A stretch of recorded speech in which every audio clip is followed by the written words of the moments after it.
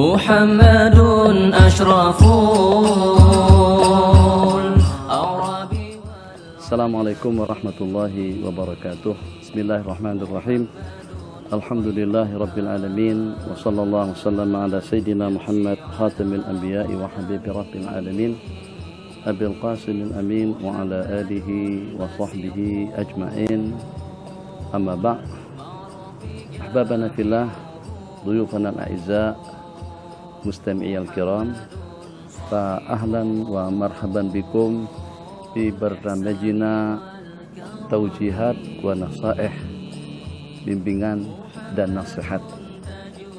Dalam beberapa waktu terakhir ini ada beberapa pertanyaan yang jadi isu dan jadi perbualan orang ramai, itu tentang kebolehan atau tidaknya dengan kita memilih pemimpin non-muslim sebagai pemimpin kita.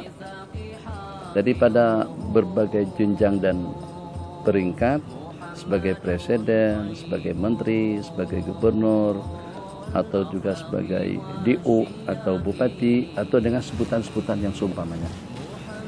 Jadi mudah-mudahan dalam pencerahan kita kali ini mampu untuk memberikan satu wawasan, satu masukan yang berfaedah kepada kaum muslimin dan muslimat di mana saja kalian berada. Pertanyaan yang patut untuk kita tanyakan saat ketika dengan kita akan mencalonkan pemimpin non-muslim untuk menjadi pemimpin. Apakah kira-kira itu untuk memimpin non-muslim atau orang-orang kafir yang ada di negara tersebut? Kalau seandainya non-muslim yang dicalonkan untuk memimpin sebuah negara kafir, atau juga orang-orang yang beragama Kristen, Yahudi, Hindu, Buddha dan yang seumpamanya, itu kita katakan khair-khair saja, tak ada masalah. Sebab lahum, mereka untuk mereka dan kita untuk kita. Tapi kalau pada saat dengan kita masih ada pilihan, kondisi yang seperti berlaku sekarang ini, pencalonan atau dengan orang-orang yang dicalonkan, kita masih ada pilihan untuk memilih calon yang pertama gabungan daripada orang Islam, calon yang kedua katakan saja gabungan daripada non-muslim, calonan yang ketiga yang tidak ada agama langsung, katakan saja seperti itu. Maka kita sebagai umat Islam jelas tidak dibolehkan, tidak dibenarkan untuk memilih selain daripada calon daripada agama kita. Kenapa? Lakum dinukum waliyadin. Mereka untuk mereka, kita juga untuk kita. Satu. Kemudian yang kedua, perkara yang patut untuk kita pahami bersama, yang pada saat ketika dengan kita memilih non-muslim, apakah itu dengan arti karena kita melebihkan dan mengutamakan mereka daripada orang-orang Islam? Satu. Apakah itu dalam arti ar-ridha bidinihim, restu dan ridha dengan agama mereka? Dua. Kalau seandainya maksud daripada kita memilih mereka, itu berarti dengan kita melebihkan mereka daripada orang Islam, itu sangat-sangat membahayakan. Jadi kalau kita beranggapan mereka lebih afdal daripada orang-orang Islam, mereka lebih layak untuk memimpin, mereka lebih patut untuk mendapatkan jawatan tersebut, itu kalau kita rujuk, kalau kita kaji semula di dalam kitab-kitab al-fiqhi al-islami, dalam fikih Islam, atau dalam kitab-kitab yang berbicara tentang hukum hakam, di sana ada satu topik pembicaraan yang berkenaan dengan kitabur riddah, yang diantara daripada hal-hal yang direntetkan, yang disebutkan di sana tentang perkara yang boleh meretakkan iman atau boleh membawa kepada kekufuran dan orang tersebut akan disebut sebagai seorang murtad. Itu seseorang yang memperkatakan seorang kafir itu lebih bagus daripada orang Islam. Mungkin pada kesempatan yang berbahagia ini saya ingin mengungsikan suatu ungkapan kata-kata daripada Habib Ali Al-Jufri. Apa kata beliau? Kata beliau, kalau pada waktu dengan kita diperkenalkan dengan salah seorang alim. Alim betul, waraknya, zuhudnya, ketakwaannya, ibadahnya, dan juga dengan kebaikannya, kebijakannya luar biasa. Jadi Jelas sekali orang yang seperti itu, yang memiliki beberapa kriteria yang memang betul-betul mengagumkan, jelas akan mendapatkan simpati, sokongan dan dukungan daripada orang banyak. Cuman permasalahan daripada tuh guru atau dengan Pak Kiai tadi itu sangat-sangat membenci kedua ibu bapak kita, sangat-sangat tidak berkenan dengan ibu bapak kita.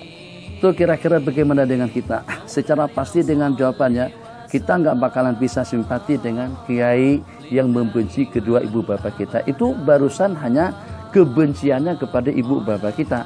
Bagaimana kira-kira dengan seseorang yang mensekutukan Allah? Bagaimana kira-kira dengan seseorang yang dimurka dan yang dibenci oleh Allah Jalla wa'ala? Kata orang Malaysia, takkan dengan kita tegama untuk kita memilihnya. Orang yang tidak sukakan, yang tidak suka dengan ibu bapak kita pun kita tolak dan juga kita muntahkan. Bagaimana dengan kita mungkin memilih dengan seseorang yang dengan dia dibenci dan membenci Allah Jalla wa'ala dan Rasulnya? Ini yang patut dan perlu untuk kita pertimbangkan. Dikatakan kalau pertimbangannya karena bijak, bagus, jenius di kalangan orang-orang yang cerdik pandai, Masya Allah tabarakallah, sebutkan saja, rentetkan saja kebaikan-kebaikan yang seperti apapun, itu ternyata pada hari pembalasan nanti kesudahan daripada orang-orang kafir yang adil, yang bijak, yang bagus, yang dinamis, atau dengan istilah sebutan seumpamanya, seperti apapun hebat, adil dan bijaksananya mereka, pada hari pembalasan nanti mereka berangan-angan senasib dengan kerbau, senasib dengan sapi, senasib dengan kambing. Di saat mereka dipertontonkan dan dipersaksikan oleh Allah Jalla wa'ala, di mahkamah agungnya Allah, kambing, Nabi kita bersabda, kambing yang ada tanduknya nanti tidak punya tanduk, yang punya tanduk tidak bertanduk, yang bertanduk tidak punya tanduk. Yang tadinya di dunia menang, di akhirat nanti akan menjadi kalah. Yang tadinya di dunia kalah, nanti akan dimenang Allah pada hari kiamat. Setelah selesai proses di mahkamah agung Allah Jalla wa'ala, Allah berfirman kepada semua binatang-binatang tadi itu, kunu turaba, jadi tanahlah kalian semuanya. Maka pada saat ketika itu orang-orang kafir pun juga berangan-angan dengan harapan dan juga dengan keinginan yang sama agar dengan mereka menjadi tanah yang jenius tadi itu, yang hebat, yang adil, yang bijak, yang cerdas, ternyata berangan-angan senasib dengan kerbau ataupun juga dengan binatang. Apakah kira-kira yang pada saat ketika dengan kita masih ada pilihan untuk kita memilih seorang mukmin, seorang muslim untuk menjadi pemimpin kita, masih juga dengan kita tergiur, atau masih dengan kita masih mempertimbangkan atau mempertahankan pemimpin atau calon pemimpin non-muslim atau non-muslim untuk menjadi pemimpin kita. Jadi dengan kesimpulannya, kalau seandainya kita berada di negara kafir seperti di Eropa, di Barat, di Amerika, memang kita sudah tidak ada pilihan. Yang mereka calonkan semuanya non-muslim. Mau tidak mau kita akan mendukung, atau mau tidak mau kita akan mencalonkan. Kalau memang harus juga kita mencalonkan, kalau kita bisa mengelak, kita mengelak. Tapi kalau seandainya kita ada pilihan, ada non-muslim dan juga ada orang Islam, jelas sekali tidak dibenarkan kepada seorang muslim untuk mencalonkan, apalagi memilih, apalagi kalau sampai melantik selain daripada orang Islam sebagai pemimpinnya. Di dalam Al-Quran dinyatakan, yaqulullahu jalla wa'ala, basyiril munafiqina bi'anna lahum azaban alima alladhina yattakhiduna al-kafirina awliya'a min dunil mu'minin. Al-ayah. Jadi daripada ayat tadi itu Allah menyatakan basyir, sampaikan berita gembira. Sebenarnya yang akan disampaikan bukan suatu perkara yang menyenangkan, bukan suatu berita gembira. Itu suatu olokan daripada ayat nak memperli, kalau dengan bahasa Malaysia, kepada orang-orang mukmin yang memilih non-muslim sebagai pemimpinnya. Basyiril munafikin, sampaikan berita gembira kepada orang-orang munafik, bi anna lahum azaban alima, bahwasanya mereka akan mendapatkan azab Allah yang teramat pedih.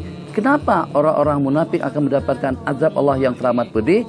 sambungan ayat, alladzina yattakhidunal kafirina awliya'a min dunil mu'minin, itu adalah orang-orang yang beriman, yang memilih dan yang melantik selain daripada orang-orang yang beriman untuk menjadi aulia, untuk menjadi pemimpin-pemimpin mereka. Ulama mengatakan al-aulia jamak daripada wali, sebagai pembela, sebagai penolong, sebagai atasan. Menterikah dia, atau bupatikah dia, gubernurkah dia. Jadi yang secara pasti memberikan satu mandat, memberikan satu dukungan dan sokongan, memberikan satu kepercayaan kepada mereka untuk memimpin kita, untuk memerintah kepada kita dengan satu wewenang dan juga dengan satu leluasa yang diberikan kepada mereka. Itulah ancaman yang disebutkan di dalam Al-Quran. Jadi kesimpulan daripada makna ayat tadi itu, kalaulah ada di kalangan orang-orang mukmin yang memilih non-muslim untuk menjadi pemimpin mereka, itulah di kalangan orang-orang munafik yang diancam Allah dengan azaban alima, dengan azab Allah yang teramat pedih.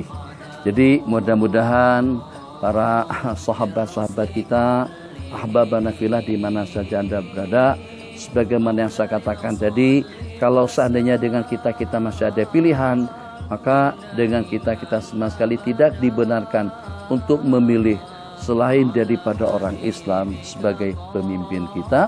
Hadza wabillahi taufik. Wassalamualaikum warahmatullahi wabarakatuh.